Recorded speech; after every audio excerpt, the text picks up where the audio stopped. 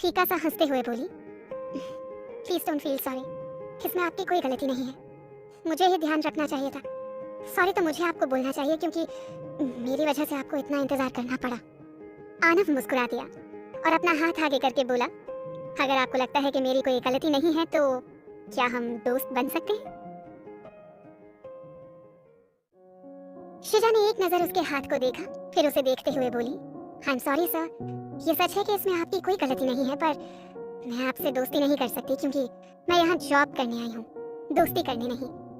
और ये बात तो मैं भूल ही गई थी। सो आई एम सॉरी सर, उसने बोला और चिति को आने का इशारा करके बाहर चली गई। आनव भी सबसे विदा लेकर वहां से चला गया। आद्री को शिजा की बात सुनकर बहुत बुरा लगा। अब आदित्य जी ने सबसे पूछा कि आखिर बात क्या है। रिजुल ने उन्हें सब कुछ बता दिया। आदित्य जी आद्री से गुस्से में बोले, आद्री, इतना गुस्सा किस बात का आया तुम्हें? बिना सोचे समझे तुमने इतना कुछ सुना दिया उसे। ये तुमने सही नहीं किया बेटी, कम से कम उससे रीजन तो पूछना चाहिए था ना तुम्हें। उनकी बात सुनकर आद्री आदित्य जी से बोला, आई एम सॉरी डैड, मुझे नहीं पता कि इतना गुस्सा क्यों आया मुझे। आदित्य जी उससे बोले, बेटा सॉरी बोलना है तो शिजा को बोलो, तुमने उसका दिल दुखाया है, समझे? आदित्य जी उसे बोलकर चले गए और आद्री उदास सा वहीं बैठ गया। रिजुल आद्री से बोला, ये तूने सही नहीं किया आद्री, तुझे इस बात पर गुस्सा आया था ना कि आनव शिजा से बात कर रहा था, पर इसमें उस बेचारी की क्या गलती थी? अगर आनव चाहता है कि उसके प्रोजेक्ट में शिजा भी हो तो तुझे इसमें क्या परेशानी है?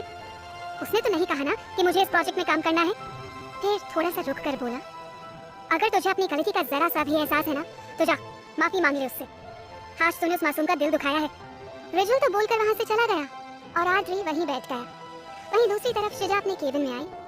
उसकी आंखों में रुके हुए आंसू बह निकले। चिति उसके केबिन में आई।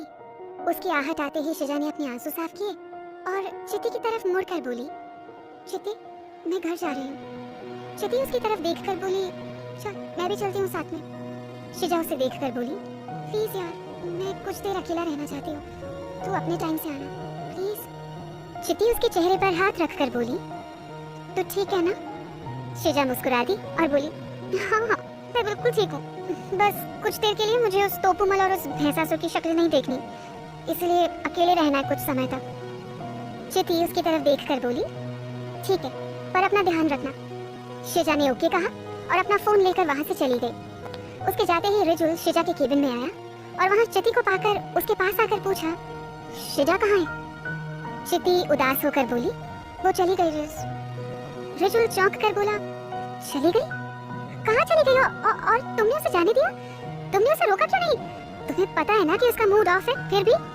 चिति उसकी बात काट कर बोली, इसीलिए नहीं रोका उसे, कुछ देर अकेली रहेगी तो अपने आप ठीक हो जाएगी।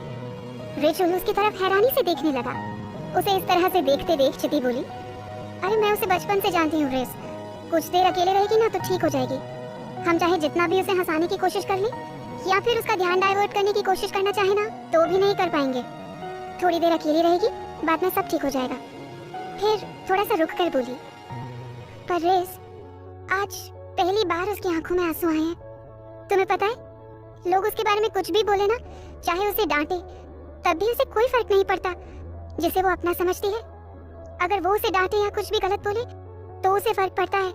और आज तक सिर्फ हम दोनों के फैमिली मेंबर्स के बोलने पर ही उसे फर्क पड़ा है, पर आज पहली बार किसी बाहर वाले के डांटने पर ना उसकी आंखों में आंसू आए हैं। चिति की बात सुनकर रिजुल मुस्कुराते हुए बोला, और तुम्हें पता है ऐसा क्यों है? चिति ने ना में अपनी गर्दन हिला दी तो रिजुल बोला, ऐसा इसलिए हुआ है क्योंकि शिजा आद्री को अपना मानने लगी है। चिति हैरानी से उसकी तरफ देखने लगी। उसे ऐसे हैरानी से देखकर रिजुल ने चिति को चेयर पर बैठाया और खुद दूसरी चेयर पर बैठ गया। फिर उसे समझाते हुए बोला, तुम्ही ने कहा था ना कि जिन्हें वो अपना समझती है बस उन्हीं की बातों को दिल पर लगाती है। अगर वो डांटे तो शिजा ने मन ही मन आद्री को अपना मान लिया है, इसीलिए उसकी आंखों में आंसू आए हैं। बस ये अलग बात है कि अभी उसे पता नहीं है इस बारे में, समझी? और तुम्हें पता है आद्री को इतना गुस्सा क्यों आया? चिति ने ना में गर्दन हिला दी तो रिजुल बोला, जलन की वजह से। जलन की वजह से? चिति ने हैरानी से उससे पूछा तो रिजुल मुस्कुरा दिया और बोला, जलन की वजह से। असल में आनव का शिजा से बात करना आद्री को पसंद नहीं है और आनव हर वक्त शिजा को ही देखता रहता है, जिससे आद्री को जलन मचती है। और आज भी उसी का गुस्सा उसने शिजा पर निकाल दिया और आज के इस इंसिडेंट से मुझे ये जरूर पता चल गया है कि आद्री शिजा से प्यार करने लगा है, पर अभी उसे इस बात का एहसास नहीं है और वो मुझे करवाना पड़ेगा। लेकिन उससे पहले मुझे ये देखना है कि वो शिजा से माफी कैसे मांगता है। और चिति, तुम्हें भी समय आने पर शिजा को एहसास दिलवाना होगा। चिति मुस्कुराते हुए बोली, तुम्हें पता है रिस, वो इन सब मामलों में ना बहुत ही सीधी है। उसे ये इश्क प्यार मोहब्बत के बारे में तो कुछ भी नहीं पता, बिल्कुल बुद्धू है। फिर हंसते हुए बोली एक बार ना वैलेंटाइंस डे वाले दिन कॉलेज के एक लड़के ने उसे प्रपोज कर दिया। रिजुल एक्साइटेड होकर बोला, शिजा को प्रपोज? चिति हंसते हुए बोली, हाँ शिजा को प्रपोज किया। और शिजा ने पता है क्या किया? उसने एक नजर उसे देखा और फिर उसके हाथ से वो गुलाब ले लिया। रिजुल हैरानी से उसे देखकर बोला, मतलब प्रपोजल एक्सेप्ट कर लिया? चिति बोली, हम सबको तो यही लगा था। फिर पता है शिजा ने गुलाब को देखा और उसकी सारी पेटल्स तोड़कर खा ली और उसकी डंडी उसके हाथ में वापस पकड़ा दी। वहाँ खड़ा हर एक स्टूडेंट हैरान होकर देखने लगा और वो लड़का भी कभी शिजा की शक्ल दिखता तो कभी अपने हाथ में उस डंडी की। उसने शिजा से पूछा, ये तुमने क्या किया? शिजा उसकी तरफ देखकर बोली, क्या क्या क्या किया मैंने? शिजा बोली, अरे तुमने मुझे रोज दिया, मुझे इसकी पेटल्स अच्छी लगती है तो मैंने खा ली और तुम्हें बुरा भी नहीं लगा। और रही बात प्यार की, तुम मुझे प्यार में विश्वास नहीं है, इसलिए बुरा मत मानना, कहीं और ट्राई करो, मेरे पास तो सिर्फ तुम्हारा टाइम वेस्ट होगा। वो लड़का उससे बोला, पर मैं तो तुमसे प्यार करता हूँ। शिजा ने उसे बहुत समझाया पर वो नहीं माना, तो आखिर में शिजा ने उससे कह दिया कि देखो यार, वैसे तो मैं तुम्हें बताना तो नहीं चाह रही थी, पर जब तुम ऐसा ही चाहते हो तो मेरी बात ध्यान से सुनो, मुझे ना कुछ प्रॉब्लम्स हैं। वो लड़का बोला, कैसी प्रॉब्लम? शिजा ने बेचारा सा मुंह बनाया और उससे बोली, पहले तो ये है कि मुझे ना नींद में चलने की बीमारी है और जब मैं नींद में होती हूँ ना तो कोई भी मेरे पास होता है तो मैं उसे पीटना शुरू कर देती हूँ और तब तक उसे पीटती हूँ जब तक मेरा मन ना भर जाए उसे पीट पीट कर। अब मार्शल आर्ट्स चैंपियन हूँ, इसीलिए सपनों में भी यही सब करती रहती हूँ, इसलिए तो घर में भी कोई मेरे साथ नहीं सोता है। वो लड़का डर गया और फिर उससे बोला, अरे क्या क्या प्रॉब्लम है? शिजा उसी तरह मुंह लटकाकर बोली, मुझे ना खाना खाने के बाद भूख नहीं लगती, सोने के बाद नींद नहीं आती, इसलिए तो मैं तुम्हें मना कर रही थी। और पता है क्या कहती, मेरे भाई ना पुलिस में हैं और उन्हें ये सब बिल्कुल भी पसंद नहीं है। और तुम्हें पता है एक बार हमारे भाई ने ना एक लड़की को बहुत मारा था जब उन्होंने उसे मेरे साथ देख लिया था।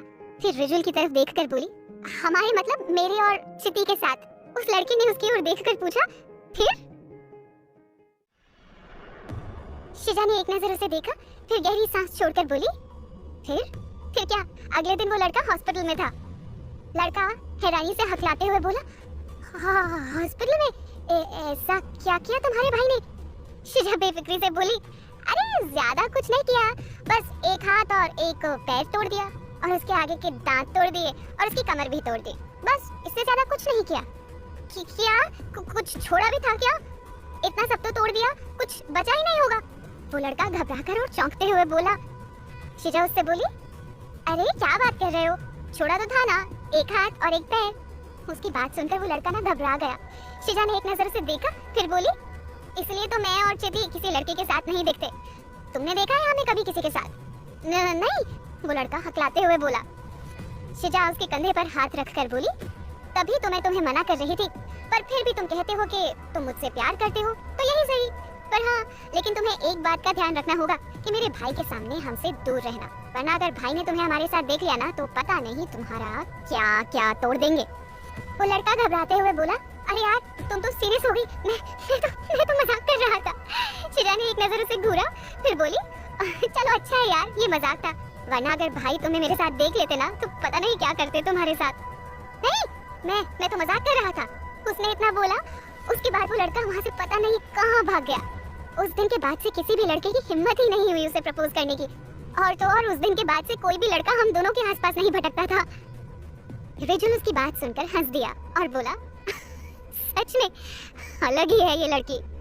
फिर थोड़ा सा सीरियस होकर बोला, क्या सच में तुम्हारे भाई पुलिस में हैं?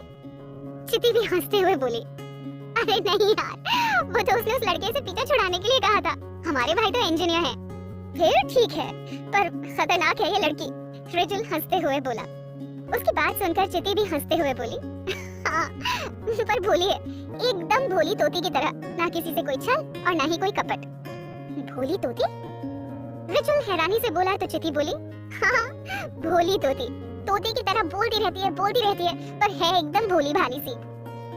उसकी बात सुनकर रिजुल मुस्कुरा दिया फिर उससे बोला, पर चिति तुम बता तो सकती थी ना कि तुम लोग लेट क्यों आए। चिति ने गहरी सांस छोड़ी और बोली, नहीं रिज, शिजा को पसंद नहीं है ऐसे हल्ला करना।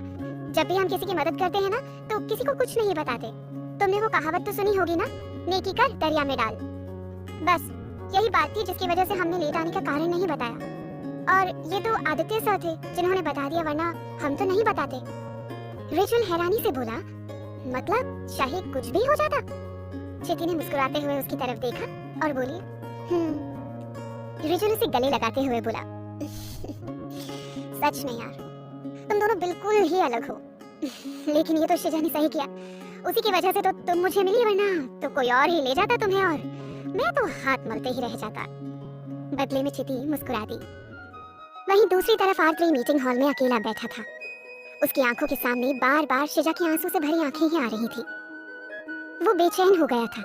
उसने अपने आप से कहा, ये मैंने क्या कर दिया? बिना वजह उसे इतना कुछ सुना दिया, कहीं का गुस्सा कहीं उतार दिया।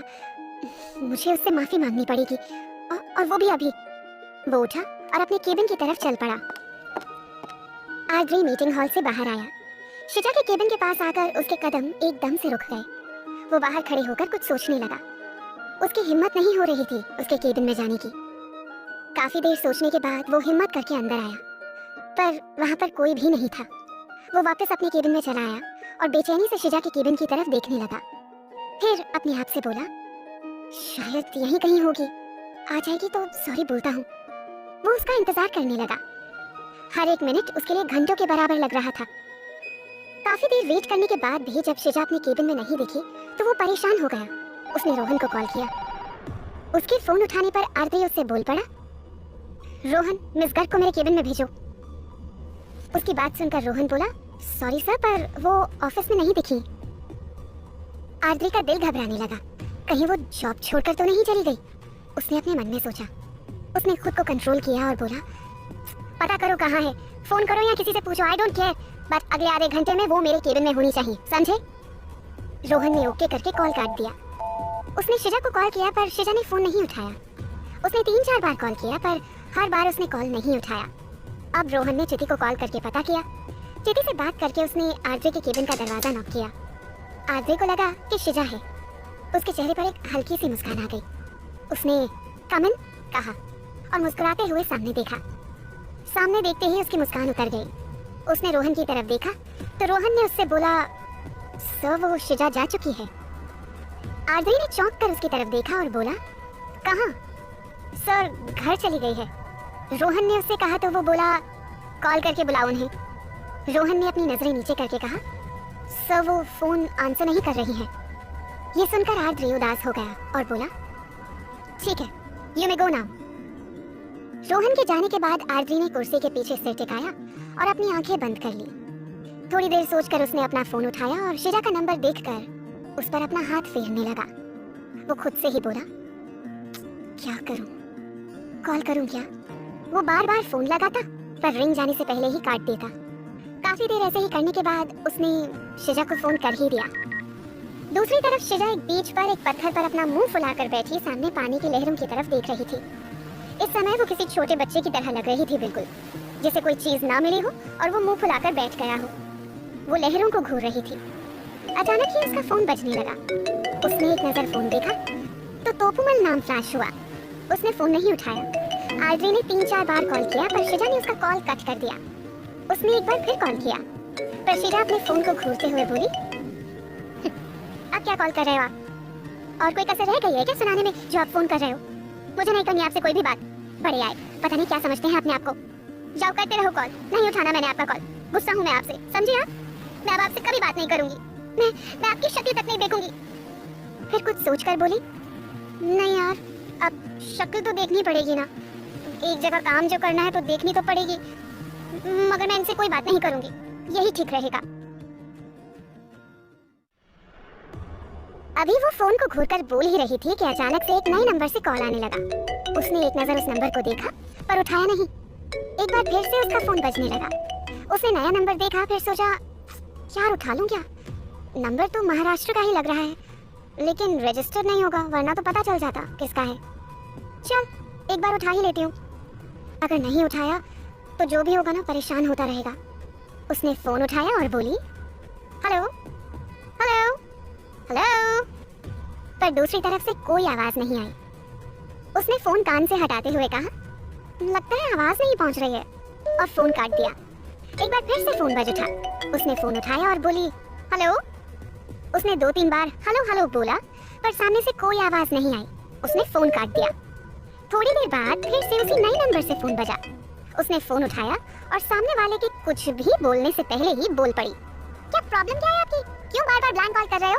ज्यादा रुपए आ गए हैं या मेरी आवाज अच्छी लग रही है जो सुनने के लिए बार बार कॉल कर रहे हो? फिर गहरी सांस छोड़कर बोली, देखिए मिस्टर, मिस या मिसेस, आप जो भी हो अपने जेंडर के हिसाब से अपने आप लगा लेना। वो क्या है ना, आप तो कुछ बोल ही नहीं रहे हैं जिससे कि मुझे पता चल सके कि आप मिस हैं या मिस्टर, इसलिए अपने हिसाब से ही लगा लेना। वैसे अगर आप बोलते या बोलती तो मुझे ये पता चलता कि आप मिस्टर हो या मिस। अगर आप मिस्टर हो तब तो कोई बात नहीं होती, अगर आप मिस होती ना तो मुझे ये नहीं पता चलता कि आप अकेले मिस हैं या मिसेस हैं। खैर छोड़िए इन सब बातों को, बातों में क्या रखा है। अब आप जो कोई भी हो मेरी बात ध्यान से सुनिए। एक तो मेरा दिमाग ना पहले से ही खराब है, अब आप बार बार फोन करके मुझे परेशान मत कीजिए, ठीक है? वैसे अब आप सोच रहे होंगे या फिर सोच रही होंगी कि मेरा दिमाग क्यों खराब है, तो मैं बता ही देती हूँ। आपको पता है मेरा दिमाग ना उस दुष्ट दानव ने खराब किया हुआ है, और दूसरा वो तोपुमल। फिर थोड़ा रुक कर बोली, नहीं अकेले तोपुमल ने नहीं बल्कि नीम चढ़े करेले ने खराब कर दिया। आज तो वो तोप के साथ साथ नीम चढ़ा करेला बन गया। बताओ ऐसी कोई बेवजह किसी को गुस्सा करता है क्या? बिना सोने मिसाइल दाग दी मेरे ऊपर, पता नहीं क्या समझता है अपने आप को। और आपको पता है ये दुष्ट दानव और नीम चढ़ा करेला वाली तोप, ये दोनों ही ना मेरी कुंडली में राहु केतु की तरह कुंडली मारकर बैठ गए हैं। परेशान करके रखा हुआ है मुझे, जरा सी बच्चे की जान लेने पर तुले हुए हैं दोनों। फिर बच्चों की तरह रूठते हुए बोली, अब मैं भी बात नहीं करूंगी उनसे। मैं अब दूसरी जगह नौकरी ढूंढ लूंगी, आज ही से ढूंढनी शुरू कर दूंगी, फिर करते रहे गुस्सा। और आपको पता है मुझसे क्या बोलते हैं? वैसे आपको कैसे पता होगा, चलिए मैं ही बता देती हूँ। मुझसे कहते हैं कि बातें करने की बजाय अगर आप अपने काम पर ध्यान देंगी ना तो ज्यादा अच्छा रहेगा। बताओ जरा, मैं कहाँ कुछ बोलती हूँ, फिर भी मुझे झूठा बदनाम कर दिया। अब तो आपको भी पता चल गया होगा ना कि मैं तो कुछ बोलती ही नहीं हूँ, फिर भी ऐसे गुस्सा कर दिया मुझ पर बिना कुछ सोचे समझे। फिर थोड़ा सोच कर बोली, वैसे मैं आपको ये सब क्यों बता रही हूँ? अब आप भी तो परेशान होंगे ना, फोन कहीं करना था और लग गया मेरे पास। खैर आज तो मैं ना दुखी आत्मा बन गई हूँ, इसलिए मैं आपसे कह रही हूँ। इस समय मैं बहुत गुस्से में हूँ और मैं बिल्कुल नहीं चाहती कि मैं उन दोनों राहु केतु का गुस्सा आपके ऊपर निकाल दूँ, इसलिए दोबारा फोन मत करना प्लीज। मुझे बात करने की आदत नहीं है, और एक आप हो जो इतना ज्यादा बोलते हो। अब रख दो फोन, ज्यादा बात मत करिए। हाँ ठीक है, दोबारा फोन मत करना। बोलकर शिजा फोन रख चुकी थी और दूसरी तरफ फोन सुनने वाला एक नजर फोन को देखता और खुद से ही बोला, क्या था ये क्या कर दिया आरती तूने? इसने तोप बना दिया मुझे, और तो और ये नीम चढ़ा करेला। फिर गहरी सांस छोड़कर बोला, अब दिल तो दुखाया है तूने इसका, अब ये सब तो तुझे सुनना ही पड़ेगा। चलो इसी बहाने ही सही अपने मन की भड़ास तो निकाल दी। लेकिन ऐसे कौन गुस्सा करता है यार? आवाज में तो उदास लग ही रही थी। फिर एकदम से उसे कुछ याद आया। वो अपनी सीट से उठते हुए बोला, इसने क्या कहा? नौकरी ढूंढ रही हूँ? मतलब ये सच में नौकरी ढूंढ रही है? नहीं आरती, तुझे से माफी मांगनी पड़ेगी, वो भी जल्द से जल्द। ये यहाँ से नहीं जा सकती। फिर थोड़ा सा खोए हुए बोला, आदत पड़ गई है बकबक सुनने की और उसे देखने की। थोड़ी देर बाद सभी अपने अपने घर चले गए। आरती अपनी गाड़ी के पास आया और देखा आज फिर उसकी गाड़ी की हवा निकली हुई है। उसने गार्ड से पूछा, उसने पता नहीं सर बोल दिया और आरती की गाड़ी की हवा भरवा दी। आरती परेशान सा सोचने लगा, आखिर अपने आप हवा कैसे निकल गई? पता तो लगाना पड़ेगा, आखिर गाड़ी की हवा अपने आप कैसे निकलती है या कोई निकालता है? गाड़ी ठीक करवा कर आरती अपने घर चला गया। दूसरी तरफ शिजा ने आरती का नंबर एडिट करके नीम चढ़ा करेला वाली तोप कर दिया और वहां से अपने फ्लैट के लिए निकल गई। शिजा जब घर पहुंची तब तक चिति आ चुकी थी। उसने शिजा को देखा, तब तक शिजा भी नॉर्मल हो चुकी थी। वहीं दूसरी तरफ रात को आरती सोने लगा, पर उसकी आंखों के सामने बार बार शिजा की आंसू से भरी आंखें नजर आ रही थी। वो बेचैन हो रहा था।